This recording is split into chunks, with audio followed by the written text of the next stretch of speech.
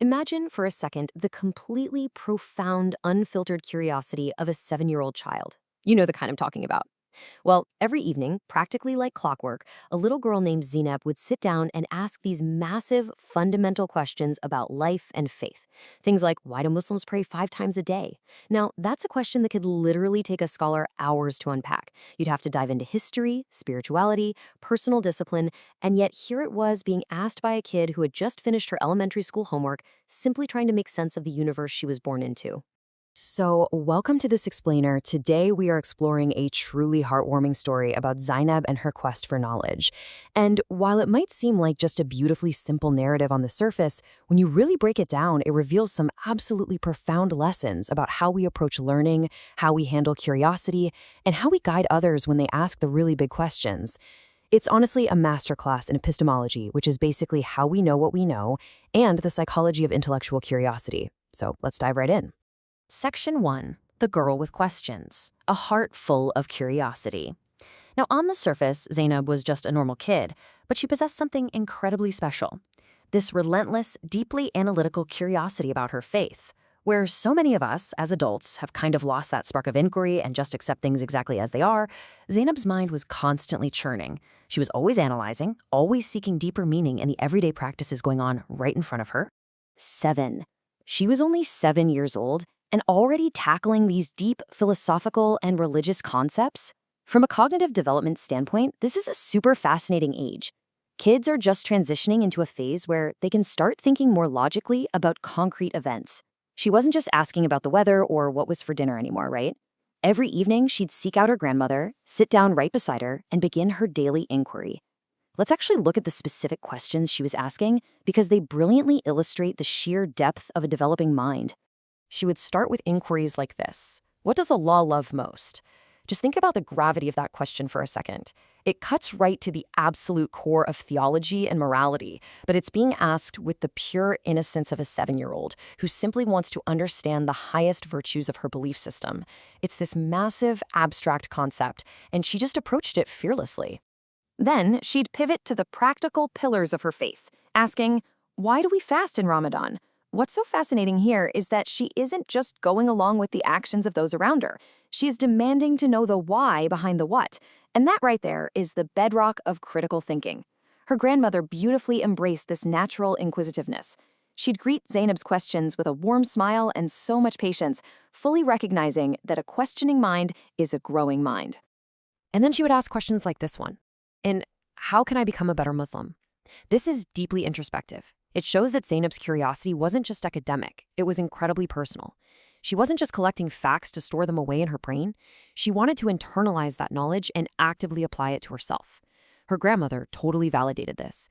But, as we'll see in a minute, not everyone shared that same patience or understood how crucial it is to nurture that kind of introspection.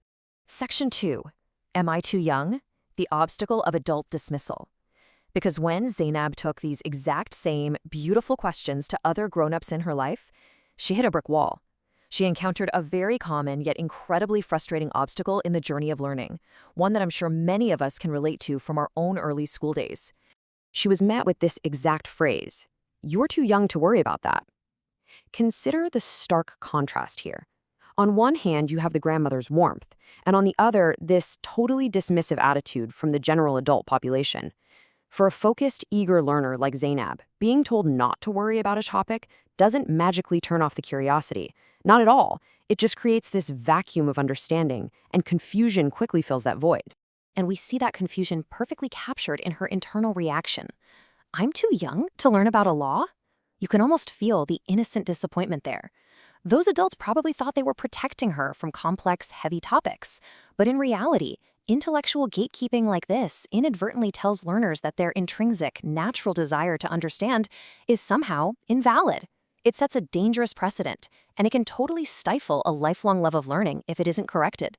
This whole theme of dismissal is highlighted in one specific anecdote. One day, Zainab spots her older brother reading a book about the life of Prophet Muhammad. Excited by the chance to learn independently, she asks if she can read it too. But her brother just smiles and says, "Some of it might be difficult for you. You're still little." Once again, boxed out of learning because of her age. But crucially, this little girl possesses some serious resilience. She completely refuses to just give up and accept the roadblock. Section 3, the mother's advice. A new way to learn. So the very next morning, after being turned away by her brother, Zainab takes her doubts directly to her mother. She seeks out a new mentor and asks her outright, "Am I really too young to learn?" This is a pivotal shift. Instead of the dismissive roadblock she'd been facing, she experiences a huge pedagogical breakthrough. Her mother kneels down, physically meeting Zainab right at her level, holds her hands, and completely validates her. She says, "You are never too young to love Allah and learn about Islam." It instantly shatters the barrier those other adults had put up. By validating her readiness to learn, the mother immediately restores Zainab's intellectual confidence. But she doesn't just validate her and leave it at that. She provides a highly effective, structured framework. She breaks it down into actionable advice. Don't learn everything at once. Learn little by little. Ask questions, and most importantly, say when you don't understand something. I mean, this is practically a masterclass in educational psychology. She removes the anxiety of having to master everything immediately, and instead creates this environment of psychological safety. She gives Zainab the permission to learn incrementally and to make mistakes along the way. Section 4. A lifelong journey. Growing little by little. Upon hearing her mother's advice, the text notes that Zainab's eyes brightened. It clicked. She realized her journey didn't have to wait until she was some official grown-up. She could take agency over her own education and start right then and there. And start she did. Armed with this fresh approach, Zainab mapped out her own journey. And look at how structured and logical this is. She started by learning short surahs, tackling these manageable, bite-sized pieces of information. Then, she progressed to listening to stories about the prophets. From there, she focused on understanding core, everyday concepts like charity and kindness. And through it the whole shebang, she strictly adhered to her mother's golden rule. Whenever she was confused, she leveraged her curiosity and simply asked. Now, sometimes the answers she got were super simple, and sometimes they were incredibly complicated. But Zainab discovered something totally fascinating. The answers she actually loved the absolute most were the ones where adults admitted their own limits. When an adult would say, "I'm not sure, let's find out together," Zainab felt this profound connection. It showed her that learning is a collaborative, shared experience. It isn't just a one-way street of information being passed down from some authority figure. It modeled a shared vulnerability that made the whole pursuit of knowledge thrilling. The central philosophy she arrived at is this: learning Islam wasn't about pretending to know everything. I really want to slow down for a second and just let the gravity of that sink in.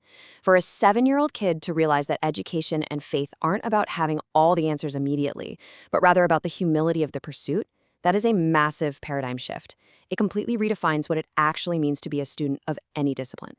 Through this, Zainab effectively discovered the 3 true pillars of learning: being curious, being humble enough to admit when you don't know something, and always trying to understand more. Because she embodied these traits, the text tells us that for years to come, the people in her village remembered the inquisitive girl who asked so many questions. Her spirit left a lasting impact on her entire community, changing the way they themselves engaged with their faith and their knowledge. As Zainab grew older, she always remembered what her mother had told her. She realized her education wasn't a race to a finish line, and she absolutely didn't need to know everything at once. The beautiful realization was that her journey of learning had really only just begun. She had a whole lifetime ahead of her to keep asking those big questions, totally free from the pressure of perfection. Zainab's story holds up a mirror to how we all approach our own knowledge gaps. So I want to leave you with this thought today. In your own life, in your own studies, are you pretending to know everything? Or are you ready to embrace intellectual humility and say, "Let's find out together"? Thank you so much for exploring this story with me today. Keep asking those big questions.